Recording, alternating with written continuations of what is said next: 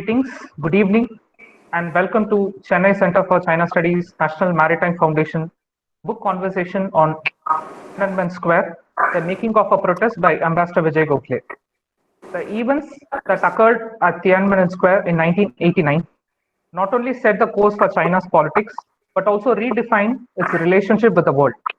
Ambassador Vijay Gokhale, former Foreign Secretary of India, then as a young diplomat serving in Beijing, was a witness to the drama that unfolded.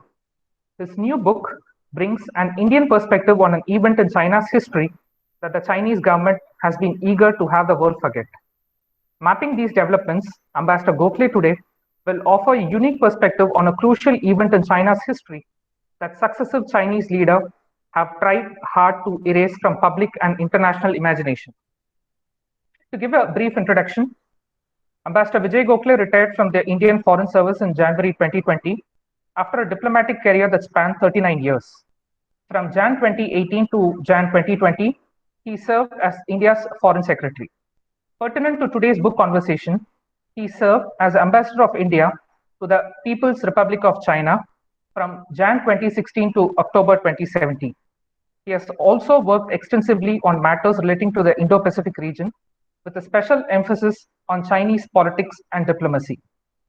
This book conversation will be steered and moderated by Ambassador M. Ganapathy, former Secretary West, Ministry of External Affairs, Government of India, and distinguished member C3S, who will discuss with Ambassador Vijay Gokhale this unique account of a seminal event in China's history that refuses to be forgotten. On this note, I would like to hand over the floor to my director, C3S Commodore R.S. Vasan, for his introductory remarks. Over to you, sir. Thank you, Bala. First of all, a warm good evening to all of you and Ambassador Vijay Gokhale for joining us from Pune and everybody else who's here. And thanks to Ambassador Ganapathy, we also have some more, former ambassadors who are amongst us today. So I'm very happy that the numbers are growing in terms of these kind of discussions.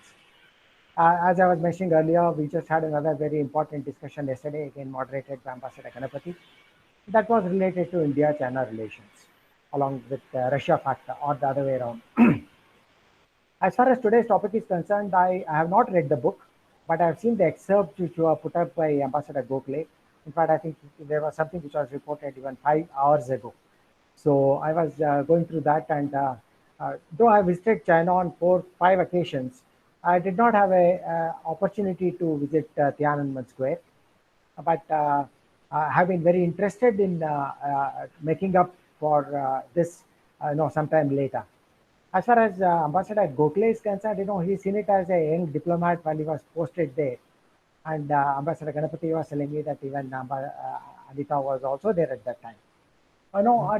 Today, what stands out when you talk about Tiananmen Square is, at least for me, the picture of the tank man, who stood there in front of those 18 odd tanks and armed personnel carriers, defying this entire thing. I saw the video some time ago as a 3-minute clipping which was put up by ABS, and where finally he did not budge an inch, and the tanks just stood there.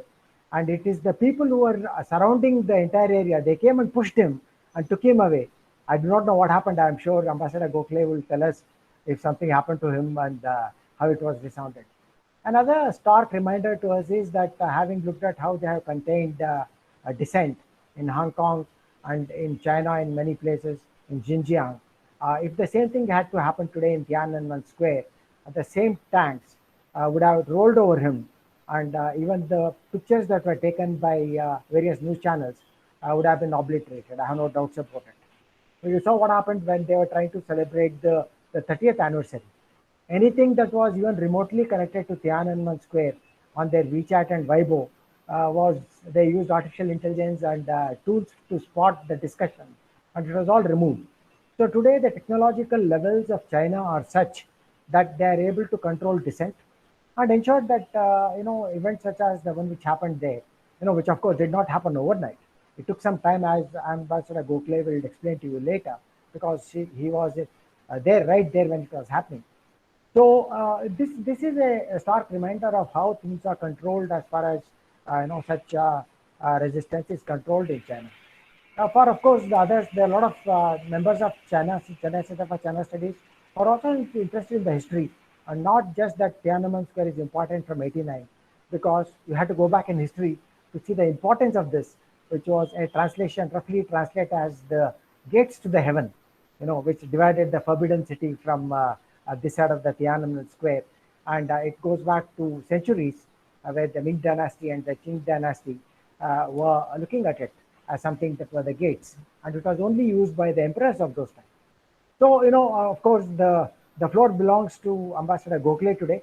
So I'm not going to give a long talk on the importance of China. It's more about his book and his own first-hand experiences of how he looked at this event and how he looks at the future of China, particularly in this controlled society today, which has access to science, technology, artificial intelligence, and everything else to ensure that the no dissent comes up at all. So with that, let me hand over to Ambassador Ganapathy for moderating the entire session and for also taking on the question answer session. As has been requested, as is our practice, all the questions are to be only put in the chat box. And also, there may be no questions on East Larock and the present standoff, please, because this is not, we will have a separate session if required, but this session is only about the book and the discussions that are going to ensue thereafter. With that, over to you, Ambassador Ganapathy, all yours.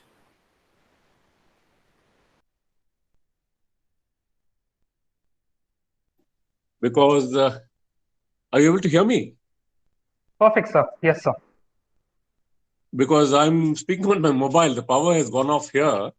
So if there's a problem, you'll have to excuse me. I think so. I'll try to see if there's a problem in listening. Just follow me. Okay. Your strength fine, then go ahead. Of course, I was unable to hear what the Commodore said because of the power shortage. But thank you very much. We are very happy to have Ambassador Gokhale in our midst.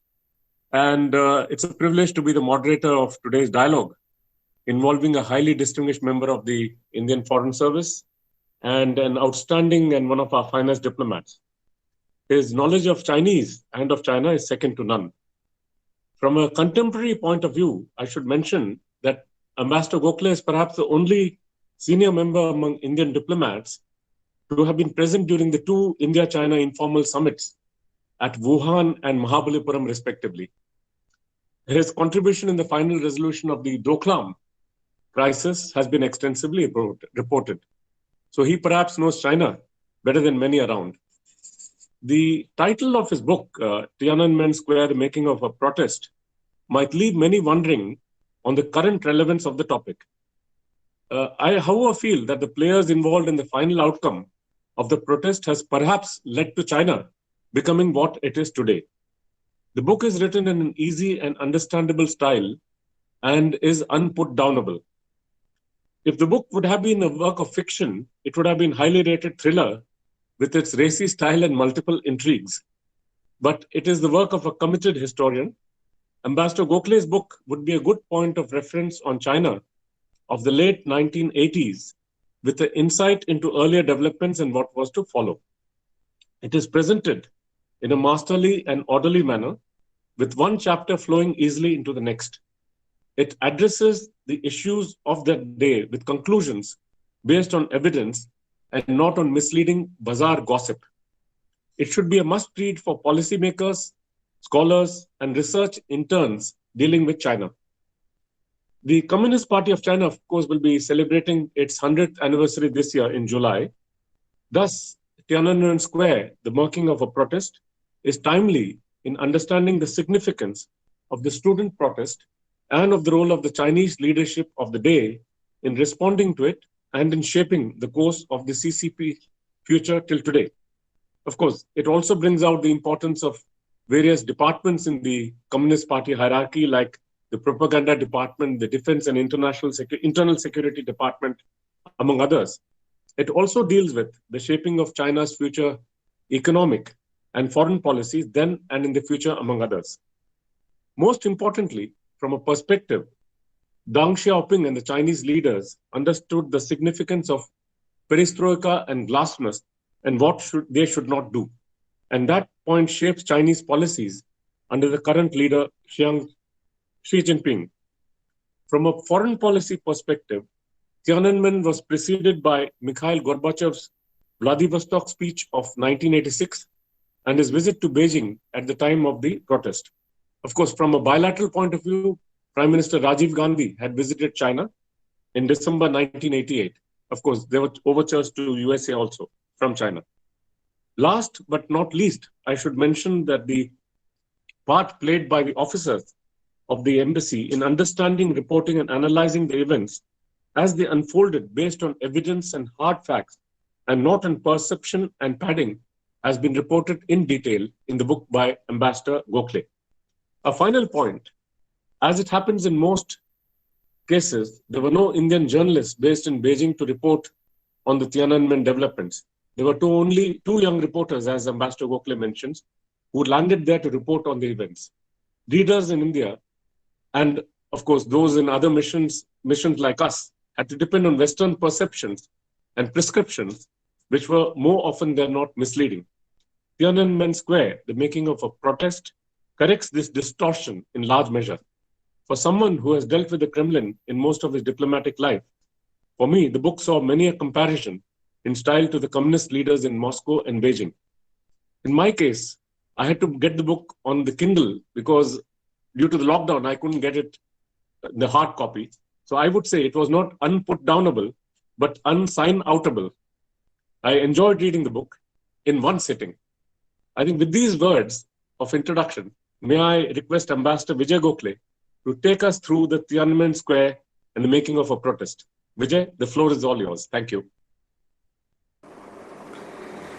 Thank you, Gana. Thank you very much for that lovely introduction. And thank you, Commodore Vasan, for inviting me to talk about my book today. Let me begin by saying that when the Tiananmen incident happened, I was in my 20s and myself scarcely out of university. So in all the adventures that I have had in the 39 years of my service, this is the event or incident that has most impacted upon me. Partly because as someone who was young and someone who had just enjoyed university life just a few years earlier, there was a certain understanding and empathy with the students as well. Now, for me, of course, this book is a labor of love because I have thought about this event for the past 30 years. And I have often asked myself which version of the events to believe.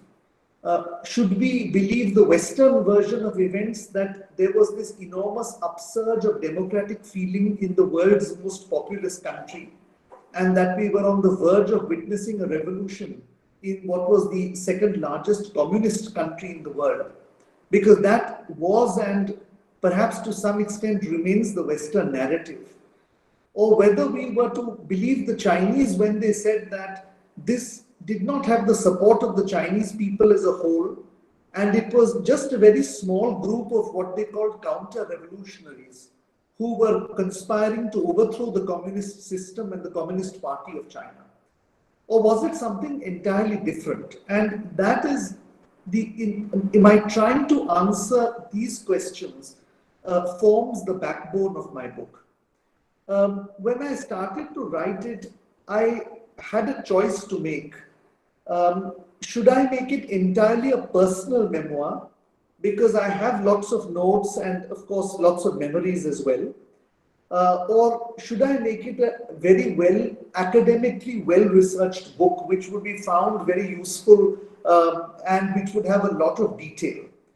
And I very quickly came to the conclusion that my objective was to allow the average Indian citizen who may not know much about China but is interested in knowing about it to buy the book and feel that she or he, after reading it, had learned something. So in a sense, it was to establish a balance. I felt that writing a personal memoir would be too much of a me thing.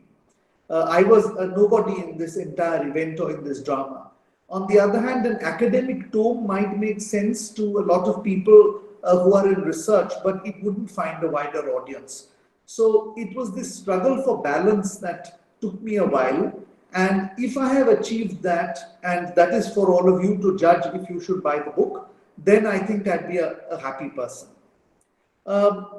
As Ambassador Ganapathy mentioned, of course, this is a historical account, although it is a very contemporary history, because this is scarcely 30 years ago, and therefore we can certainly still call it the history of modern China.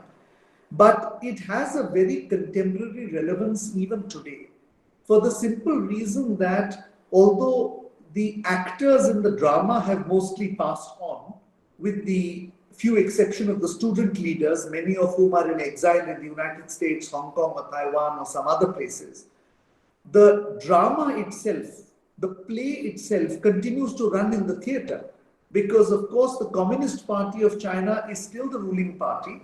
It is only bigger, more powerful, and more determined than ever to establish its hegemony on the world. So, to my mind, the book not only recounts history, but it also gives us a reference point to understand what is happening today. And my own sense was that we need to move away from simply looking at China from the Western perspective, or even from the Chinese perspective. And we should start looking at it from our perspective. So if this book makes even a small contribution to that direction, then that too would make me a very happy person. Coming to the book itself, again, I was faced with two issues. Do I make this just about the 50 odd days from the 15th of April 1989, when former General Secretary Hu Yaobang died of a heart attack, and the student movement began to take shape in the universities of Beijing, up to the 4th of June, when various versions of what happened in the square took place? Or should I set this in a larger setting which contextualizes why the events took place as they did in Tiananmen in 1989? And I decided that I would opt for the latter, because my own sense was that this entire decade of the 1980s was an eventful decade in China's history. Of course, China has had many eventful decades, but for me, this decade was interesting because at one end, it was bookended at one end by the Cultural Revolution, which had left China as a tattered and extremely damaged country, out of which China was just emerging in 1978-79. And at the other end, it was bookended by the Tiananmen Square incident, after which China set itself firmly down the path to economic reform, which has made China today the second largest economy in the world, and arguably in the next 5 years, it will probably be the world's biggest economy. So I felt this decade was a turning point, in a sense, in China's search for its identity, in China's search for prosperity, in China's search for its place in the world. And therefore, it was the story not of just 60 days or 50 days, but the story of the 10 years from 1979 or 1978, when Deng Xiaoping announced the 4 modernizations program, right until the June or July of 1989, when a new leadership was installed by the Communist Party, and this leadership would take China to the heights that it has achieved. I tried to keep the book as informal and as relaxed in terms of reading as I could. Of course, there is a certain amount of detail one had to add, and therefore I started the book with my impressions of Beijing in 1989. That's a short chapter, but I thought it's interesting for readers to know what Beijing was like in 1989, because it is very different from the Beijing of 2019. And in a sense, it also gives you a perspective, if you visit Beijing now, as to how much of a change has taken place. In other words, for me, I think the lesson here was that a country which is large, which is populous, which is multi-religious and multi-ethnic and multilingual, can, in the space of just one generation, pull virtually the entire country out of poverty. And I think a lesson lies in this for us. But I didn't dwell very much on that chapter. The idea was just to set the stage. I then decided I would outline the story of the principal characters in the play, because Indians are generally not familiar with Chinese politics or Chinese names. And it would be unfair to throw a set of Chinese names or people at them and then for them to have to Google or to refer to history books as to who they were. So I did a couple of chapters on the principal players and their own political fortunes in 1980s, before, of course, coming to the Tiananmen incident as such. And here, in a sense, the hero of the book, and as Ambassador Ganapathy said, many others who have read the book have also described it as almost a novel. So the hero of the non-fiction novel is, in a sense, Deng Xiaoping, because this Chinese leader in those 10 years showed great courage of conviction and kept China on the straight and narrow path, true to the vision he saw for China, sacrificing his own people along the way if necessary, but sticking to the vision.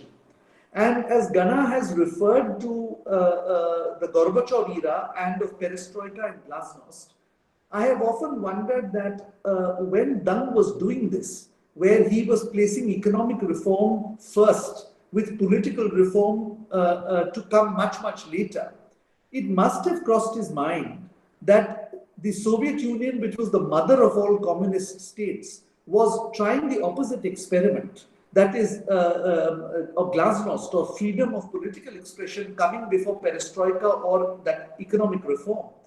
And it must have concerned Deng that there was a 50-50 chance that he could be wrong. So you have to admire the statesman in this Chinese leader, that he believed in his vision, he had courage of conviction, he stuck to his dream, and he eventually put China on the path to progress. Whereas literally 6 months, just 6 months after the Tiananmen crisis, the Soviet Union collapsed. So in a sense, it is the story of great political courage shown by an individual. But we must also be clear that he was a die-hard communist. He was a dictator, and not an ounce, there was no democratic bone in his body. For him, democracy stopped behind the closed doors of the Politburo and the Central Committee of the Communist Party of China. Therefore, any sense that either he or indeed the other main protagonist in the book, General Secretary Chao Ziyang, were Democrats or sympathetic to democracy, these thoughts must be put aside. Now, the incident itself, of course, was a multi-layered event, because at one stage it was the story of the student expectations which had risen after 10 years of economic reform, and of their mobilization after the death of the former General Secretary Hu Yaobang, and the challenge that the authorities, the Communist Party, faced in dealing with this, in a sense, unprecedented situation. That is, this was a mass movement that they were not stage managing, whereas in the past, all the mass movements, and we will all, elder people among us will recall the Cultural Revolution with people raising the little red book and shouting slogans, "Long live Mao," were all stage managed by the party. So in a sense, this was a challenge. And that was at one level. At the other level, of course, it was a naked struggle for power within the party. And my own sense is that it is this power struggle which actually led the student protests and the more public outpourings by the nose, as it were. It is the struggle within the party, the factionalism that occurred in the party, that actually in a way molded the way in which the students behaved, shaped the course of the protests, and eventually led to the final denouement. And in this, I try to give a flavor of both what was happening in the square itself or on the streets, but also what was happening inside the party. And the latter, perhaps to me, is much more relevant for people in India because in this huge party called the Communist Party of China, we have never had an opportunity since 1989 to actually see in its inner workings. Whereas here for 50 odd days, the entire party mechanism and machinery lay exposed for the world to see. And in that sense, we need to do a lot of research and draw a lot of lessons because ultimately, although the party has modernized in the 21st century, it is still the Communist Party. It is still driven by self-perpetuation. It is still driven by an aristocracy which is now the second and third generations of those who so-called liberated China. These are still the people, the families are still the families which run China, which have most of the wealth, which share all of the power. And therefore, the only incident where we can find some kind of a mooring to explain what is happening today is in the 1989 Tiananmen incident. Therefore, for me, it is not so much a history book as a book of very contemporary Chinese politics, but written in a way which allows an ordinary Indian citizen who is interested in politics and intrigue, and most Indians are terribly interested in politics and intrigue, to enjoy. So I'm quite sure that if any of you should go through the book, you would find it enjoyable, and I'd be really delighted to get some feedback from you. Now, the core of the story is what happened in those 50 days. And essentially, what happened in those 50 days was a student movement which was more or less spontaneous, but which one set of leaders tried to eventually use to gain power from another set of leaders. Now, it would have been much more simple to handle this because in factional politics, eventually one or the other faction prevails. The complicating factor, however, was Gorbachev's visit in the middle of May in 1989. As far as the Chinese were concerned, this was as big as Richard Nixon's visit in February 1972. It was the coping stone of Chinese foreign policy success. Here was a man, Deng Xiaoping and his party, who were leading a country which was economically nowhere, militarily much weaker than the two superpowers, politically irrelevant in the world, and yet were making the two superpowers march apart to Beijing. It was not as if Deng was going to the United States or to Moscow to normalize relations. The Chinese got Carter and rather Nixon and then Gorbachev to come to Beijing, the weaker power, and to sort of kowtow in the Forbidden City. So this was a grand event. It was going to be the final event in a shining career for Deng, who was supposed to retire, having set his political successors in his place and a path to great economic success. And all of a sudden, this student demonstration in the square threatened not only to disrupt those plans, but perhaps even more galling to the Chinese leadership, to publicly humiliate them, because the whole world had come to see the normalization of Sino-Soviet relations. Remember, this was the Cold War, and here was a supposed ally of the United States, certainly after 1979, now making friends with the Soviet Union. And of course, I don't think anybody had a clue that 6 months later the Soviet Union was going to implode. There may have been some kind of murmurings in this regard, but nobody expected it to implode that quickly. So it was an international affair of huge interest. And therefore, it complicated matters for the Chinese leadership, because on the one hand, they really wanted this summit to succeed and didn't want anything to disrupt it. And on the other hand, you had this very disruptive movement, but nobody wanted to take a precipitate step to deal with it, lest Deng later on tell everybody that it was because of your mishandling that the Sino-Soviet summit also got impacted. And therefore, a state of paralysis set in. a state of stasis almost. And how that state of stasis then allowed the student movement to evolve into a much more popular movement, how central authority completely dissolved between the 10th of May and the 20th of May, and how Deng and his faction and his colleagues then took control in a systematic fashion to bring things back, is the second element in this book. The first is, of course, the way the students behaved and how they acted. And in a sense, I do bring out that the students were not democratic. In a sense, they were as authoritarian in their dealings with their own colleagues as the Communist Party was. And there was a third element that I brought out in the book, and that was the Western dealings with what was happening in Tiananmen Square. Now, of course, I bring my bias to the book, but the point I make is, at least from my perception as a young diplomat at that time, and that is a perception that has evolved over time and in a sense become more certain for me over time, was that the West misread what was happening in Tiananmen. It wasn't a democracy movement in the way that the West imagined it to be. Yes, the students certainly wanted a greater voice because unemployment, the inflation, the usual student problems were bothering them. And perhaps there were some among them who had visions of democracy or who had visions of freedom of speech and expression. But this was not a Western democratic movement. It was not the Prague Spring.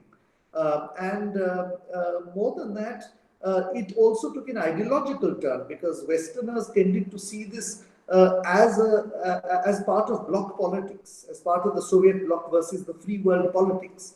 And therefore, one of the conclusions I do come to is that they misread the situation. They're reporting both in terms of the Western media and from whatever open access I have to Western records, the reporting to Western governments by their embassies in Beijing were flawed. And that led eventually to a misperception, a mishandling, and eventually, to my mind, it disadvantaged the Westerners when the question came of normalizing relations with China again, because of this huge potential economic benefit that was awaiting all of them once the Tiananmen incident had been quelled and China had been put back, or the Chinese economy had been put back on the rails. So in a sense, it's a very layered narrative. And I try to bring all the strands together. Of course, one of the issues I did touch upon is what happened in the square on that particular night of the 3rd and 4th of June. And I don't wish to say very much because quite honestly, I would prefer that you read the book. I guess there would be criticism because my own assumption is that there was not much killing in the square itself. By then, many of the students had left and the rest of them were persuaded to leave. Obviously, the persuasion was military. It wasn't a gentle persuasion. But nonetheless, my own sense that there were no killings in the square, or very few. That does not, however, mean that there were no killings elsewhere, because Beijing as a city is as large as Mumbai or Delhi or Chennai or Kolkata. So I think we should not misinterpret my statement that there were no killings in the square to mean that there were no killings elsewhere.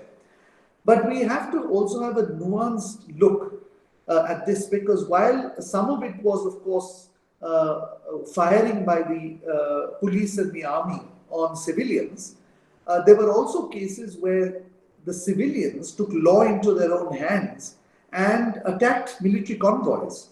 Now, you might be an army in a democracy or an army under an authoritarian regime, but an armed force is trained to act in self-defense. If you have Molotov cocktails thrown at you, if you are pulled out of APCs and trucks and lynched, it is unlikely whether any army, however well trained, and whether it is under democratic control or under the control of authoritarian forces, would stand by idly and watch their comrades being lynched. I think that we have to be careful when we speak of killings about those which were deliberately done by the Chinese authorities to frighten the crowd into submission, and also those which were done in acts of lawlessness by the public, of which there were some. And I was eyewitness to at least two of them. I don't include this in the book because I didn't want it to be a me thing. I didn't want it to be anecdotal. And besides, I felt that this was a book which needed to be substantiated with facts and with citations and so on. But here I can certainly recount to you that my wife and I were witnesses in front of our building, and our building was on the road leading to Tiananmen Square, on the main avenue. So we saw the tanks and we saw the action as well. But where an armored personal carrier was stopped by citizens, the soldiers were forcibly removed, Molotov cocktails were thrown, and then they were literally dragged away. Now, I can't vouch for the fact as to whether they were lynched or not, because that was not in my line of vision. But I will certainly say this, that there was a 50-50 chance that they probably died, because the manner in which the crowd pulled these soldiers out and took them away, I don't think they were taking them away to give them a meal or, to put them in another car and send them back to the barracks. So, and there are a couple of other incidents I can recall, right, happening in my line of vision. On the other hand, we have the account of the Press Trust of India correspondent, and Anita will vouch for this because she also was in Beijing at that time. The Press Trust of India correspondent was covering the Tiananmen Square incident on the afternoon of 3rd June, and a Chinese student standing next to him suddenly collapsed. And when he turned and looked, he could clearly see gunshot wounds. So we have again, I didn't put this in the book because I'm sure there are many eyewitness accounts, but I can recount here that the Press Trust of India correspondent, a gentleman by the name of Jairam, a wonderful reporter, he recounted this to us.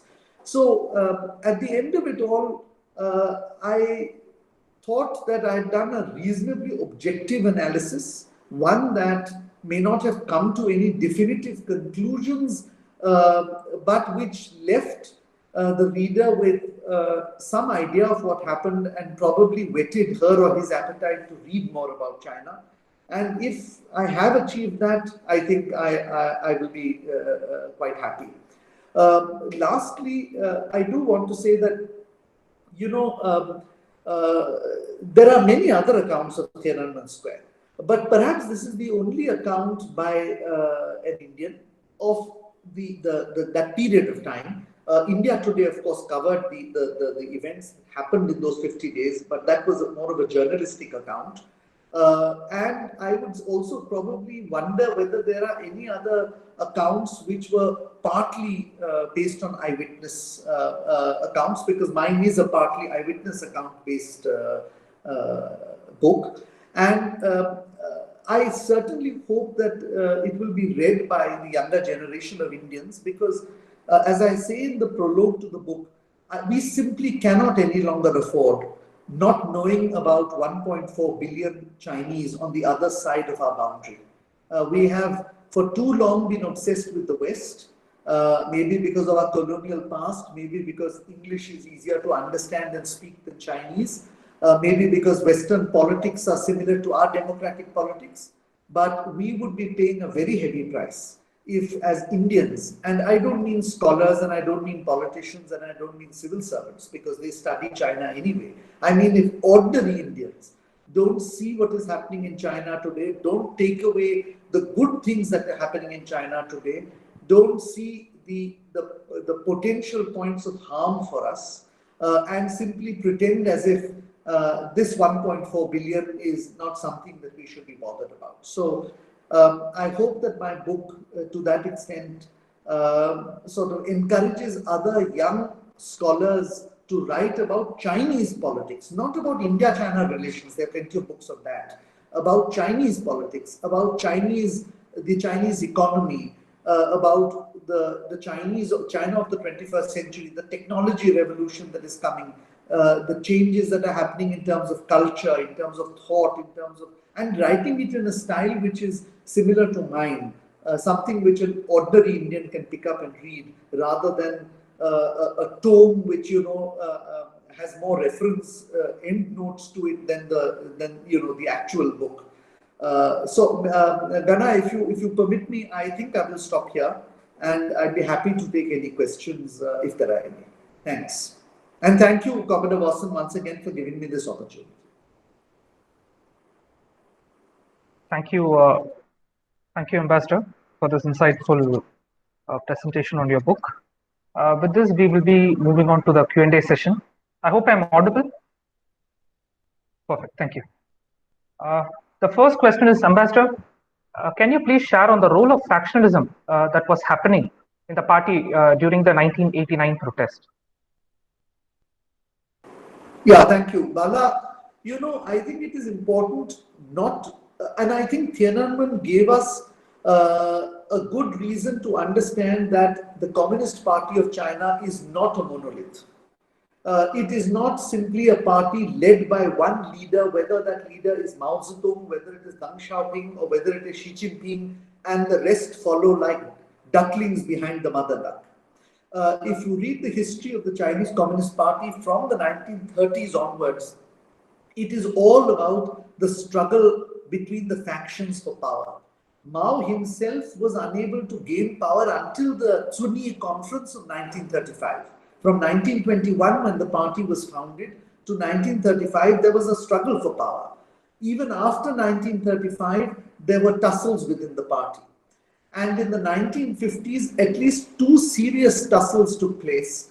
What became known in 1954 as the Kaohsiung-Rao Shusher affair, where two senior Chinese leaders looking after northeastern China made a bid for power, which Mao and Zhou Enlai were able to thwart. And subsequently, in the end of the 50s, early 60s, when the disaster of the Great Leap Forward that Mao had initiated resulted in an effort by people like Liu Shaoqi and Deng Xiaoping and Marshal Peng Dehuai to question Mao and take power. And to some extent, the Cultural Revolution was the counter response to that grab for power. So factionalism has always bedeviled the Communist Party of China. And, Ambassador Ganapathy will probably vouch for the fact that this is true of the Soviet Communist Party as well. As we saw, when Khrushchev was overthrown and so on and so forth. The interesting part was that this time that factionalism spilled out into the open. And that is unusual because the Chinese Communist Party has had a great capacity to contain factionalism within the party and to manage factionalism in a way that does not affect the stability of the Communist Party's rule. On this occasion, as I said, there were a number of complicating factors, including Gorbachev's visit, including the fact that the person who was leading the charge was the prime protege of Deng Xiaoping himself. And Deng, having replaced one of his proteges in 1987, I'm sure would have been loath to replace a second one so quickly in 1989. So that must have caused a bit of personal struggle in Deng's mind. And then, of course, the third aspect, of course, was that because the party lost control, even the media began to report on that factionalism. So, to cut a long story short, factionalism is a part of Chinese politics. We got a chance to look at it. And the interesting lesson I would draw is that even if we believe today that Xi Jinping is moving towards a great centralization of power, and that is, of course, also factually correct, we should not therefore automatically assume that there are no factions within the party who are dissatisfied and who might make a bid for power if and when the occasion presents itself. So while it looks like a total control by one person, it's highly unlikely that that is the real situation inside the party. Thank you, Ambassador.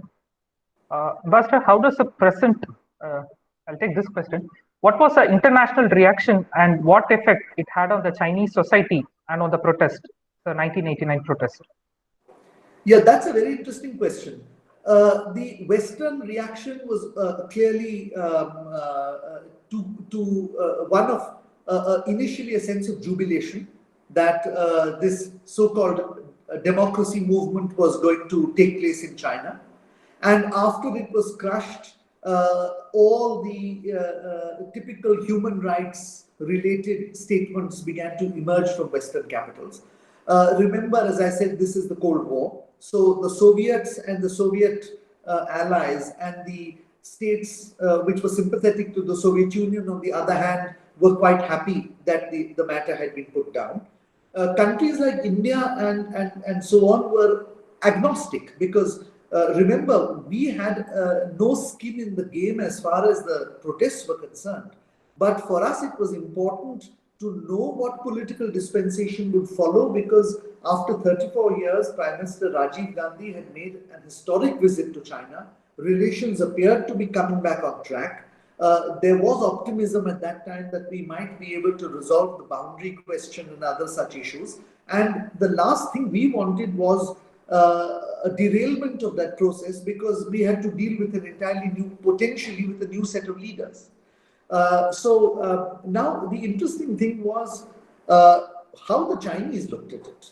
And there's one sentence I quote in my book about an observation that Deng made just after this incident occurred, when he told his people, we don't have to look at the face of the Western foreigner every time we want to do something. Because he understood the West better than they understood themselves. He realized that if he held out the lollipop of economic returns, that the West would come to China sooner rather than later, and that's precisely what happened. And I do sort of touch upon that in the book as well. Some interesting incidents in the book in that regard. Thank you, Ambassador. Ambassador, how does the present Chinese society, especially the youth of today, view this 1989 incident, and how has it generally shaped the psyche of the Chinese Communist Party as well as the Chinese society as a whole? Well, the Chinese society of today only knows what the Communist Party wants them to know. And the Communist Party has put a veil of secrecy over many of their past follies, including the Cultural Revolution, the Great Leap Forward, and the Tiananmen Square incident. So I would wager that the vast majority of people under the age of 30 or 40 even don't know much about this incident, except that during the spring and summer of 1989, there was a brief time when some people attempted to overthrow the Communist Party and disrupt China's march towards success. There may be, of course, the cognoscenti. I don't dispute that there are very intelligent people in China, young people, people who have studied abroad, who have read, who have heard about this. But I think that's in a decided minority. So I think it speaks to the capacity of the Chinese state for propaganda that they have been more or less able to put a lid on it. Now, whether or not the people are complicit in this is something that is also interesting to speculate about. Let's recognize that in the 30 years between 1990 and 2020, before COVID impacted on all of us, this is the one country which consistently delivered high growth rates. This doesn't just mean percentages in terms of GDP. It meant that every year for 30 years, every Chinese had a better life than in the preceding year. She or he could look forward to a better income, to a better home, and to a better life. Now, I leave it to your imagination as to what the Chinese average individual would think if she or he was offered a choice between a better life each year or the vote. Let me put it that way. So I don't want to speculate further on that because I know there are two views on this. But we have to also assume that there may be a fair number of Chinese who felt that sacrificing a few freedoms might be a good idea if it ensured that I was going to get a better life every year. And so that too might be a reason why the secrecy of on the Tiananmen incident, that nobody has pulled that curtain too far to let light in there. But who knows what will happen going down the road? We don't know what will happen going down the road. China is also undergoing a transition. The period of growth is slowing. Perhaps the digital media might allow for greater questioning. We don't know. So let's wait and see what happens. President Xi Jinping has inherited a stronger China politically, militarily, and economically. There is a lot of discussion on the urban-rural divide and issues of demography. How do you see the situation unfolding in this decade and the ability of Xi Jinping to contain this challenge?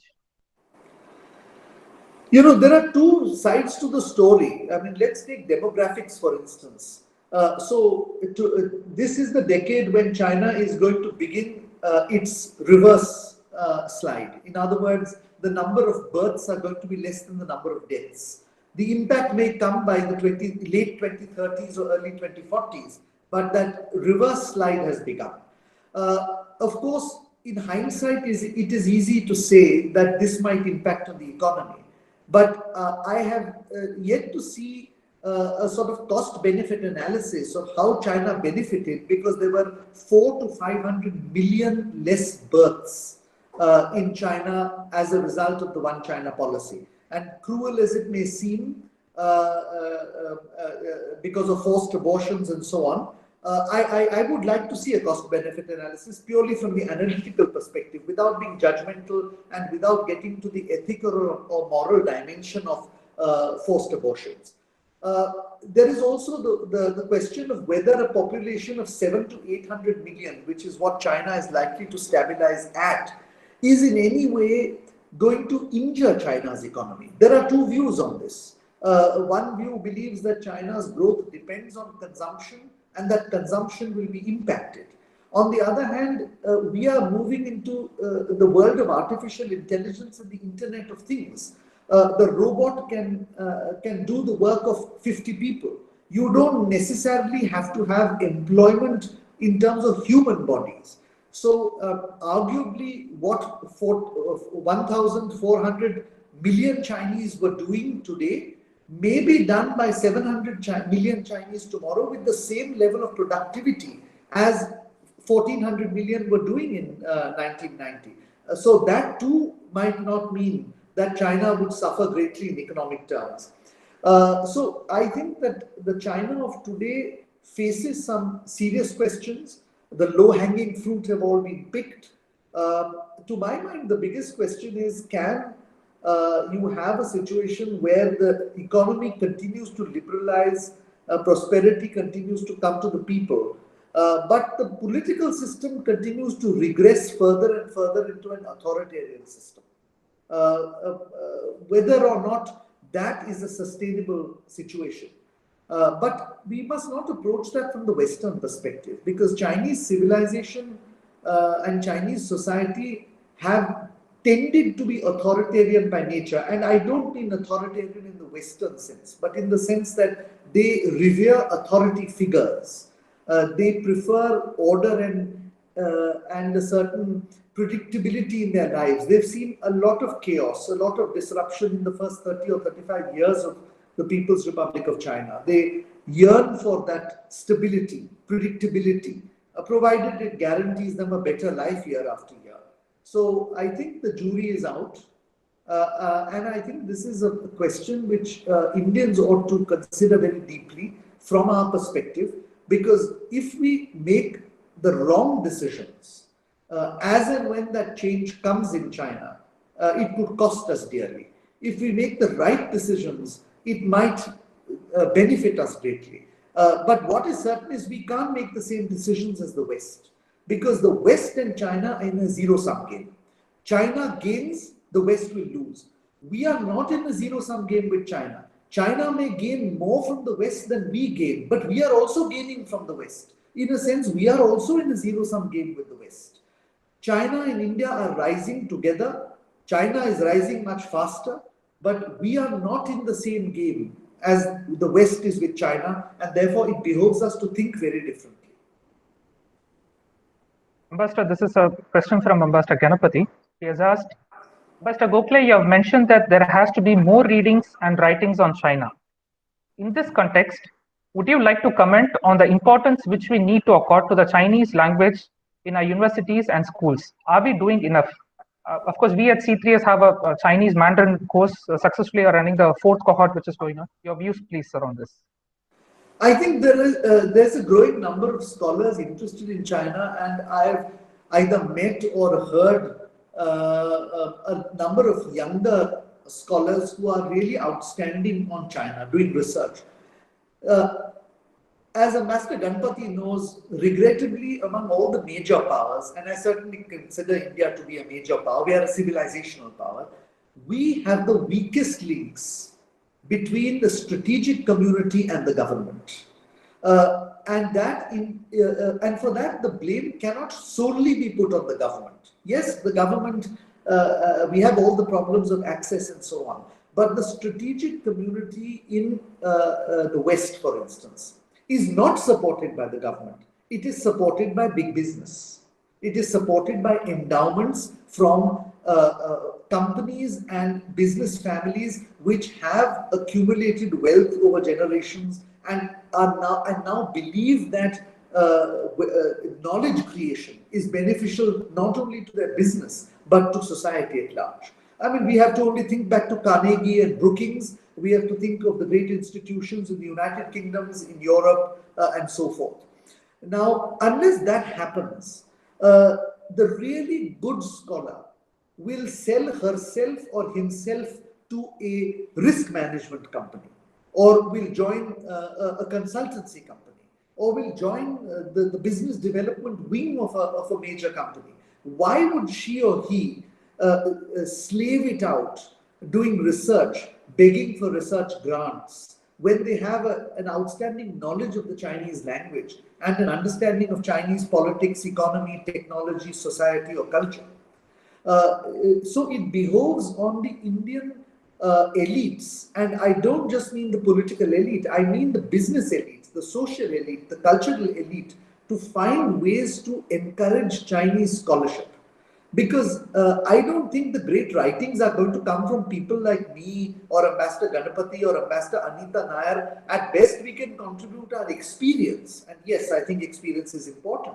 But the great writings are going to come from a younger generation which does solid research and is committed for the next 40 years to build on that research. And that can only happen if we have funds from business. So one of the things I would appeal through this medium is for those who are listening in here to appeal to the business community in Chennai, and there are some big companies in Chennai, in Tamil Nadu, and in southern India. I mean, if you include Bangalore, Chennai, and Hyderabad, three big industrial centers, there are large companies and a large number of very prominent families.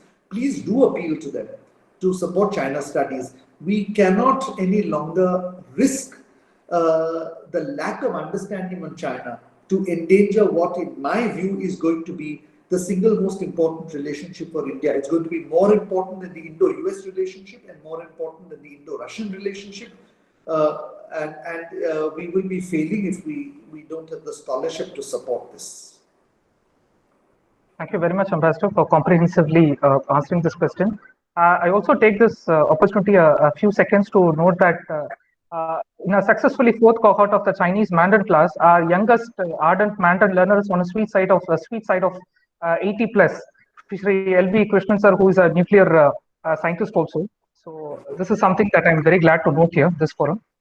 Continuing with the Q&A session, I'm taking 3 questions, all are on the same thread. They have asked about, Ambassador, can you please draw parallels between the Tiananmen uprising and what has been happening on the Hong Kong protest?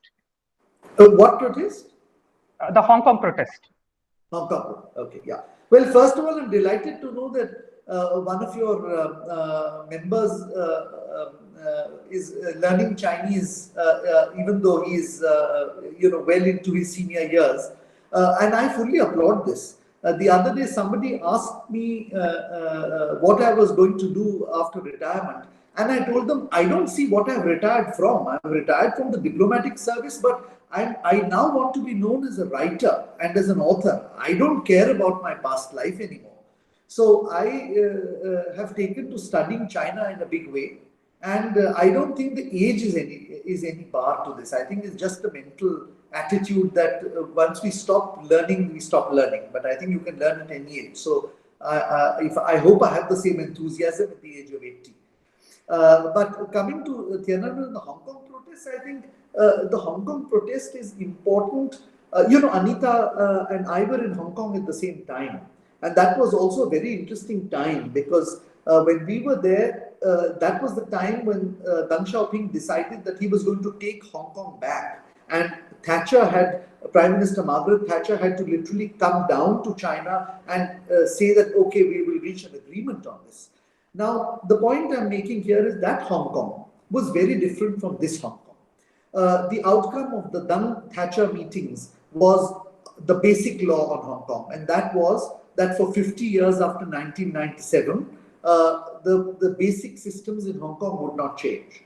As far as that generation was concerned, the generation which grew up, which lived in the 1970s and 80s, that was good enough because that covered their lifetime. So they were protected in their lifetimes. This protest happening is very different because this group of people are a group of people who are millennials, who are born in this millennium and who will see life after 2047, which is the time nominally that the Hong Kong Special Autonomous Region had to end. So as it is, they were highly aware about how life would be after 2047. Now what they're seeing is a front loading of this. And perhaps they realize that life is going to change not in 2047, but maybe by 2027 in a very drastic way. And it is this which is being expressed by the people of Hong Kong. Now, therefore, the Chinese leadership took it very seriously. But as is very typical of them, once they've decided on a course of action, and the course of action was, to my mind, that they considered themselves now so strong in the region that it would not be possible for the Americans or the British or anybody to intervene.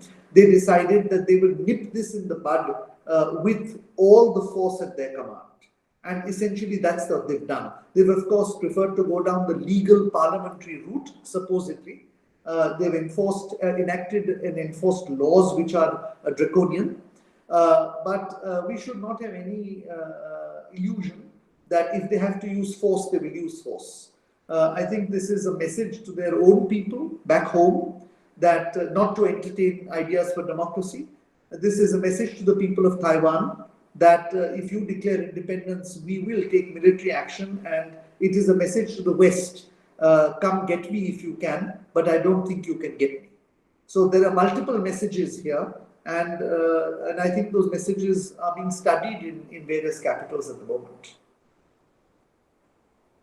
Ambassador, there's a question on the US efforts to drive a wedge between the party and the people and your views on this. Well, I think this is, it's difficult to say how effective this effort might be. I have no doubt this effort continues. I think the United States and the West, I think, hopes for regime change. The extent to which they will go to effect regime change is something which is only known in Langley, Virginia, or in Foggy Bottom, or in some other equally obscure place. But the point is that there has to be a willing nucleus of people who will want that change to happen. And sometimes the change that happens is not the change that you expect to see. So we must remember that, first of all, if the change comes, it will not necessarily mean an implosion in China. We have seen change come in other. Let's look at the East Asian example. Whether it is Taiwan, whether it is South Korea, whether it is Singapore, there was the transition from authoritarian rule to democratic rule or semi-democratic rule in Singapore. Democratic rule in places like Taiwan and Korea happened with a minimum of economic disruption. So first of all, we should not presume that it will go the way of the Soviet Union or Eastern Europe. The transition could be a political transition without a major economic disruption.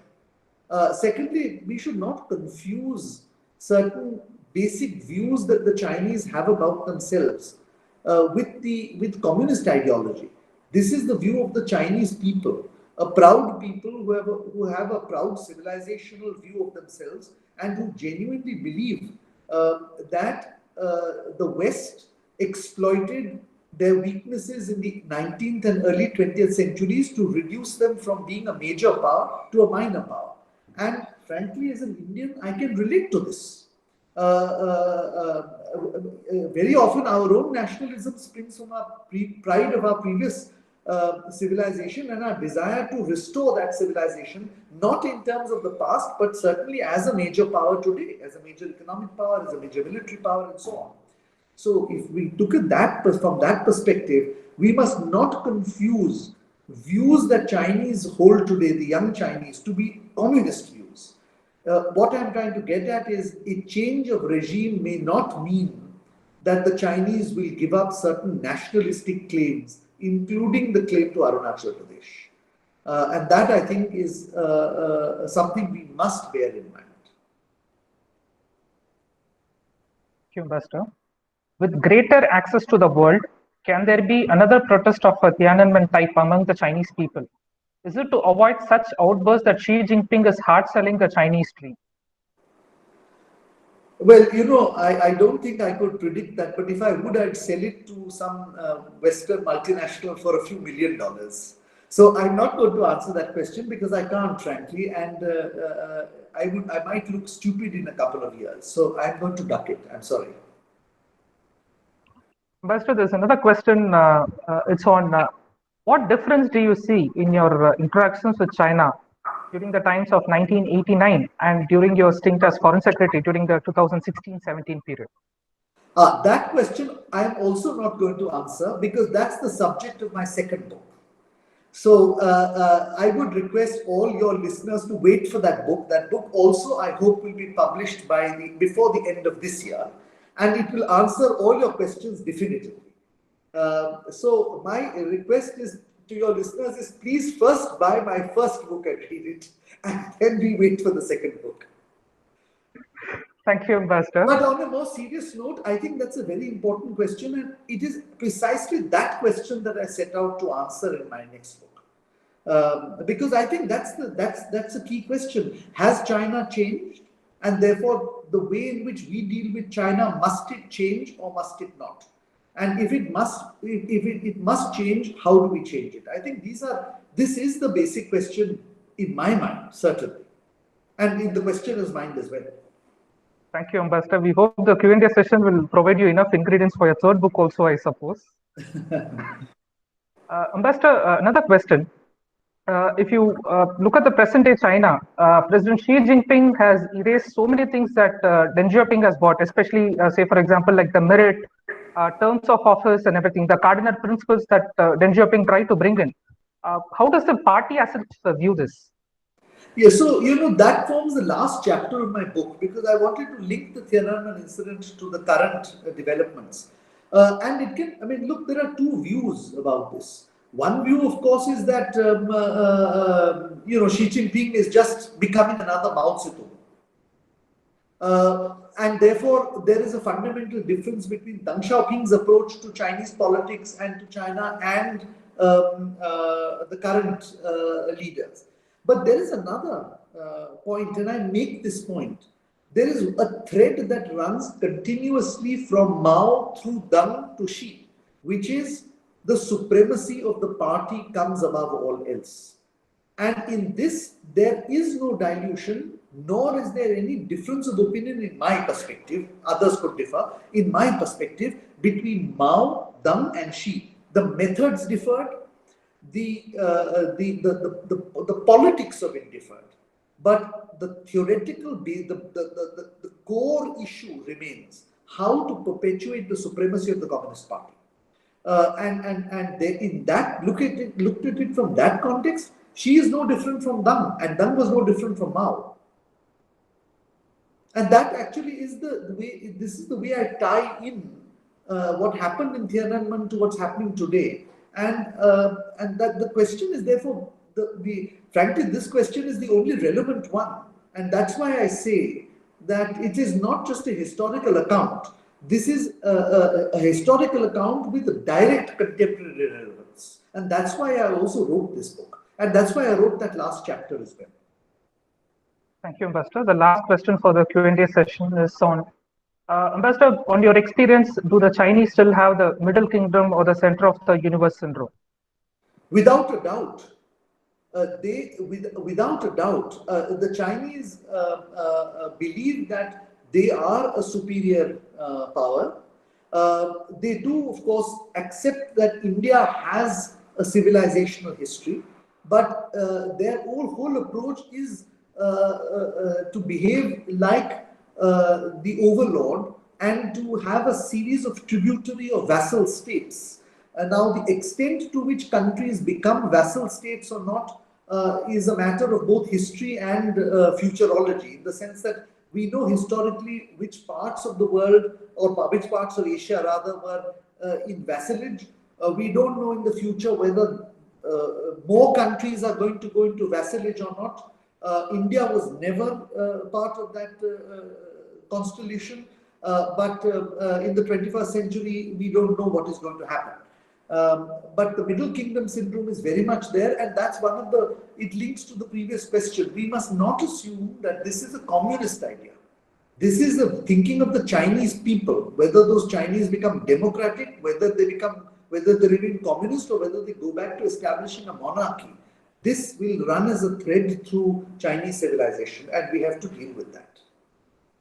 Thank you very much, Ambassador Gokhale. We have come to the end of the Q&A session. Thank you very much for patiently taking all our questions. On this note, I would share and moderator, Ambassador M. Ganapathy. Thank you, Bala. I think Ambassador Gokhale's presentation was not only thought-provoking, but also it was a great eye-opener. I think you peeled the many layers from the multi-layered Chinese syndrome, as you would call it, and made us realize that what happened in Tiananmen was not relevant to that day, but has a contemporary bearing. And what is very interesting, you mentioned the three names which you repeated, Mao, Deng, and Xi. The other party leaders were important, but do not find a place in the firmament of what China would say as a constitutional amendment in terms of their thoughts being reflected in the constitution. Of course, the supremacy of the party is very significant, because that did not happen in the Soviet Union, as you rightly said. And that's where I think they went for glasnost before perestroika. And that is where they failed. I hope that the ambassador's talk today would kindle the interest of many of us to not only buy either the hardback book or the Kindle version, which I was privileged to buy because of the lockdown. And unfortunately, I think we did not have much time to discuss bilateral relations. I do hope that when Ambassador Gokhale has its second book in the market, we would request him to come back and we can spend some more time talking about bilateral relations.